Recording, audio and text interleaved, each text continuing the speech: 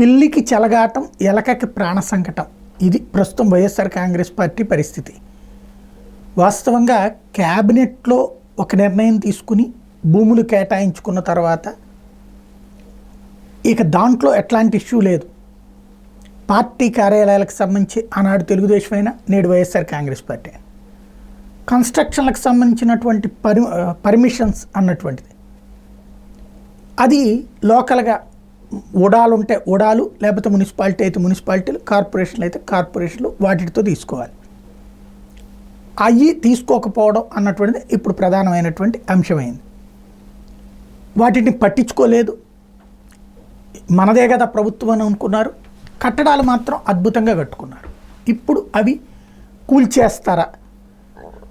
కోర్టులో ఒక పక్కన పిటిషన్ వేసింది వైఎస్ఆర్ కాంగ్రెస్ పార్టీ తమ కార్యాలయాలకు సంబంధించి. కోర్టు విచారణ ఇవాళ జరగాల్సిన సందర్భంలో మళ్ళీ మరికొన్ని కార్యాలయాలకు నోటీసులు వచ్చినాయి.